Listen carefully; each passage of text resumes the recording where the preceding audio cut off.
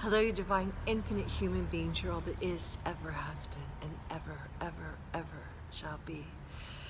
And this is a short video about an ode to the black sheep of the family, all right? And it is my own personal journey, which I write about in my book, The Infinite Human, but just kind of a synopsis, because I'm back in my hometown, not where I was born in New York, but where I grew up in Louisville, Kentucky. And I've gone through a real journey because my mother passed away, and I've been here almost 3 months.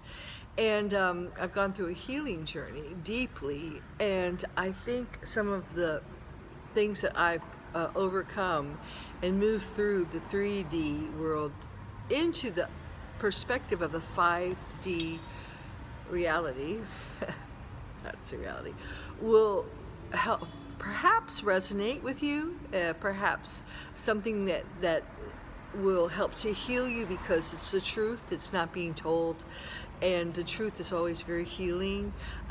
This is the unspoken elephant in the middle of the living room in most families, in most cultures, and I just want to share it. So first of all, starseed black sheeps, talking to you, we are, from very high density, great souls who have chose to incarnate here to be of service. And we've been in this time loop for eons, and we've been pretty much doing the same old. We've always been the positive, we've always been the love, we've always been the unity, we've always been the antidote for the anti-life, antichrist, evil, dark, close-minded, agendas, parasitic agendas that have been running on this planet, because it has been a fallen planet. So now we're in an ascension cycle, and we're coming to a close. And it's really important to have that closure, all right? And I've been here in Louisville. I love Louisville. I keep asking myself, why?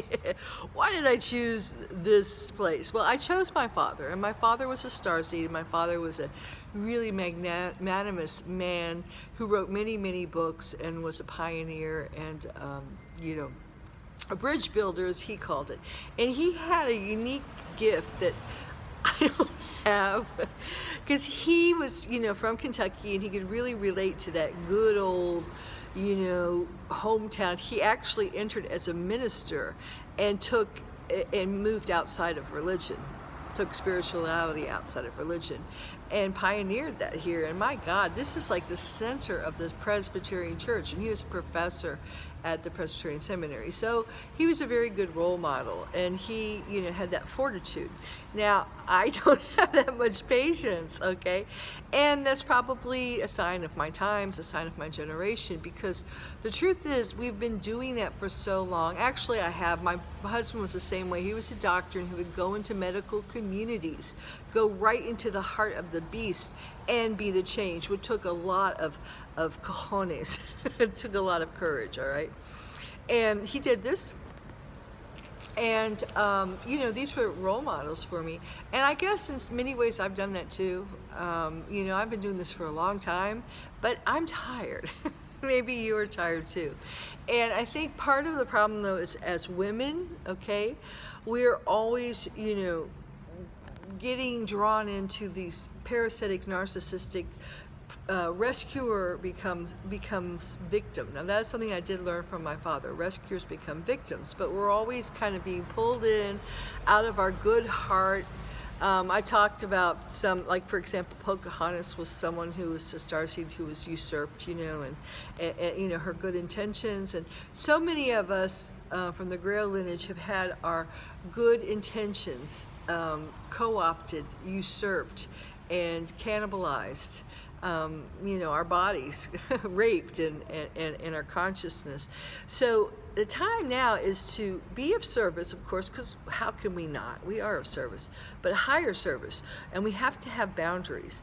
So now, let me just tell you practically what that means. That means here I'm in Louisville. It's very traditional. It was built on, horse racing and liquor. It's based on spirits, but the spirits in another sense. So and it's very, very, very religious. Everyone in my family, my cousin is my first cousin. She's a minister. I mean, everyone is so religious here.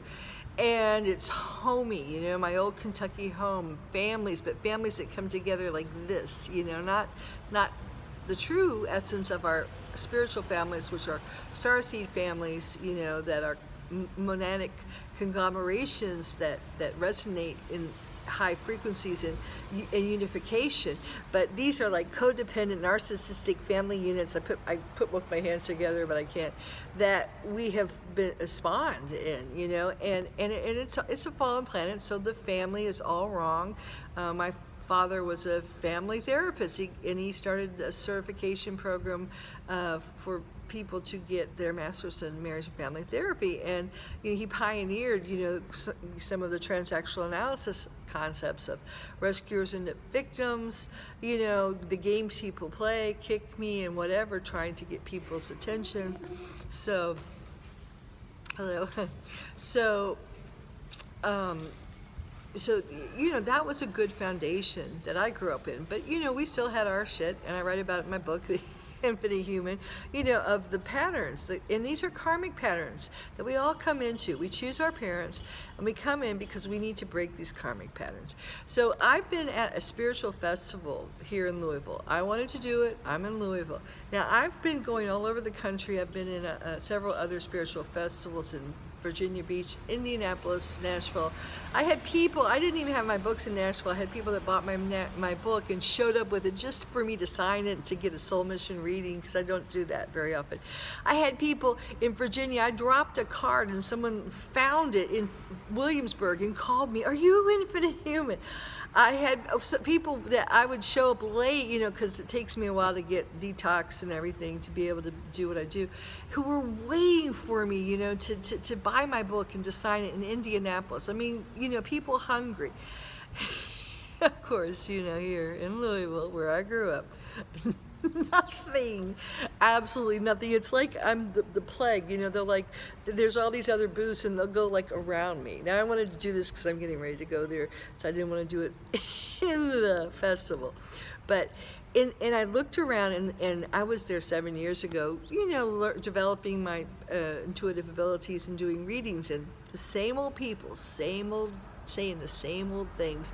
And I write about that in my book, because what you don't want to do, what I don't do, is create dependency, because that's karmic. And what these people do when they do their readings, oh, you're your brother and your mother and this and that. And that's the 3D old world magic, which is not really, it's more black magic, because you're not empowering them. You're making them dependent.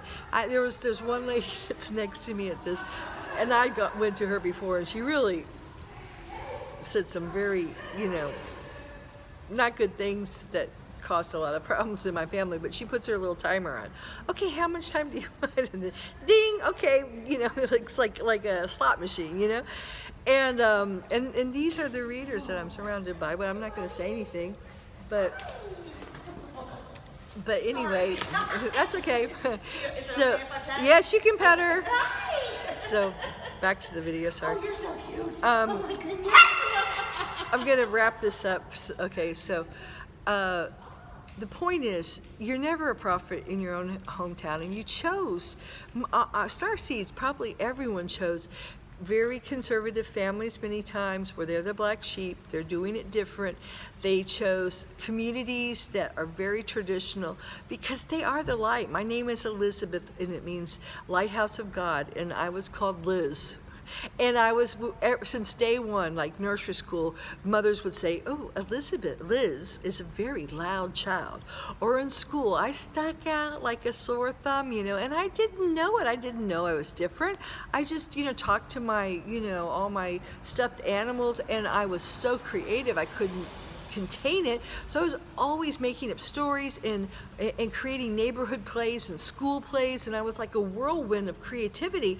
And I always thought everyone was like that, and I brought all the kids into my whirlwind of world because I had all that creative power and energy, and they loved it, but then like when things stopped, they would, like the teachers or the children would look at me and they'd be like, or when I stopped, I'd look around and I realized they're not getting it. They're not where I'm at. They're, I can direct them, when I get a wave of energy, to create to write a play and produce it and whatever. I did all that. And that saved me in Kentucky, really, the storytelling, the reading the books, the writing, and the acting saved me, thank God, because that was my creative anchor. But I realized, finally, I was like, I looked around. I usually don't look around very much, but I was like, other people aren't like me, Other people aren't creative. They call me talented, but I just thought that was just the way you are, being a different character or putting on a different, face, or using a different voice, using your voice in different ways, that's a frequency. Writing stories that you download. I mean, I guess I was a phenomenon. But and what happens when you are a phenomenon, because I'm not just saying me, starseeds, you have these unique gifts and talents, which is why I do soul mission readings, to help you uncover them, because they've been snuffed out. Because you grow up thinking, there's something wrong with me, I'm not like everybody else, and everyone else looks at you either with jealousy or just with, what is this person? What is her energy? And I remember I'd go over to kids' houses or parties, and I usually wouldn't get invited back because I just didn't fit in, I didn't fit in. I didn't sit there and do the, the party games like everybody else. I mean, I couldn't contain my energy, because my energy was off the charts, and always has been, thank God. And now I use it, to as a high frequency. And in a talk the other day, some guy said, isn't that what Jesus did? I mean, the truth is, high frequencies heal people, just being in your presence when you are emitting a certain frequency. So it's a good thing. But unfortunately, most people don't like that. And it also causes healing crises a lot. It causes all their darkness to come up. So starseeds, black sheep starseeds, my point is, we're getting ready to roll into the holiday season, which is always a bugaboo a lot for people that don't have family or don't want to be with their toxic families. The Thanksgivings and the Christmases. And, this year I just realized, wow, what I've done, and maybe you need to do it, is I'm going to give my book to everyone in my family. I'm doing this last festival today on this rainy day, and you know what? I had planned to stay here. I thought my mother was alive. I had planned to stay here through the holidays to be with my family, and I realized my family hasn't even called me in 2 months. I've gone by and visited my nieces, my nephews, my brothers, and it's not that they don't love me. I know they do, but we're just not in the same reality, the same timeline, the same universe. And while I'll reach out to them, and I've made them very clear that I'm always there for them if they need me,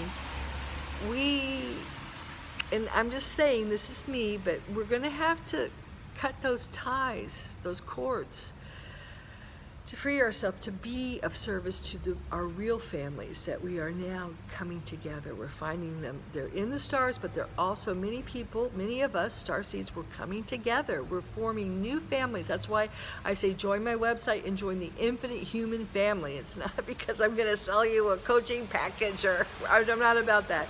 You're the new gold. I'm the new gold. Our connections are sacred. So we have to free ourselves from those old units that we were born in, those old 3D timelines, and those old abused, miasmic, ancestrally miasmic, and destructive, dysfunctional family units, family concepts, family beliefs. We got to escape from that. We've got to heal that.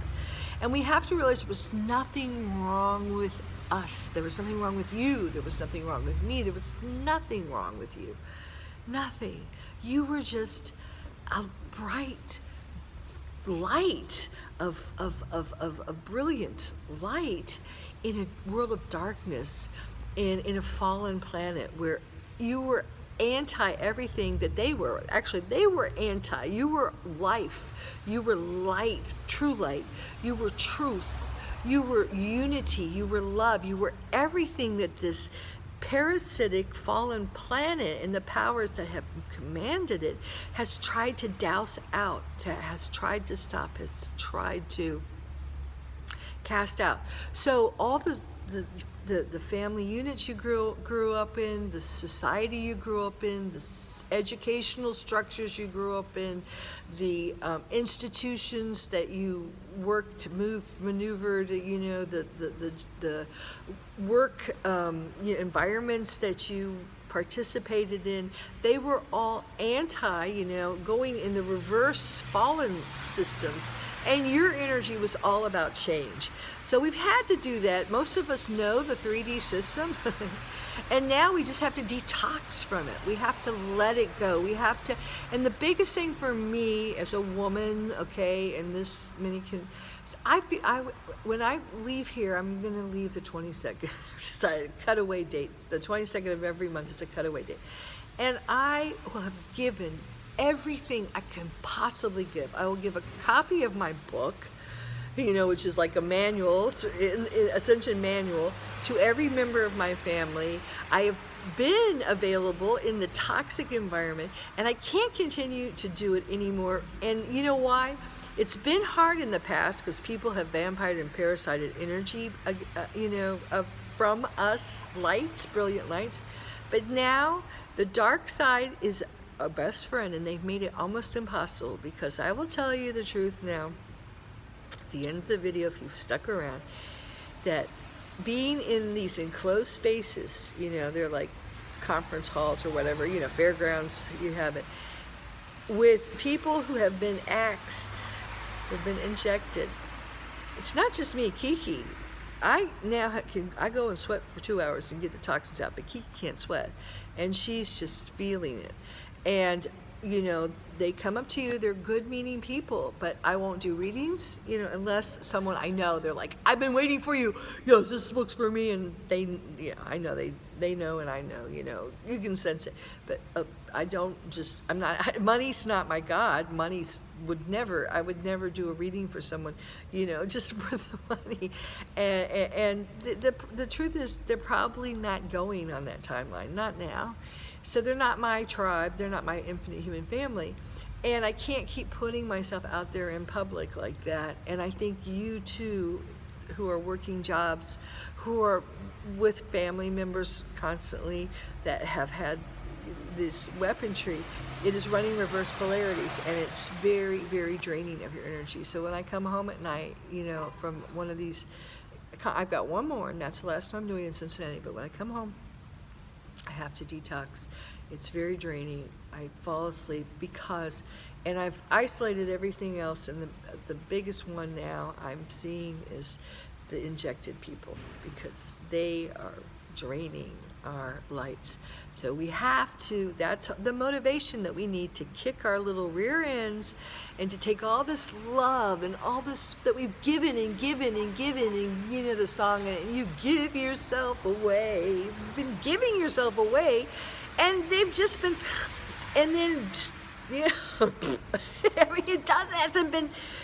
And so now my new decision, and just so you know, it is I only work with people, one, who have read my book and who are wanting to be the change. And if you've seen my collage of people, so I am there to support people who are there to support other people who are there to support other people who are the co-creators of the new infinite earth.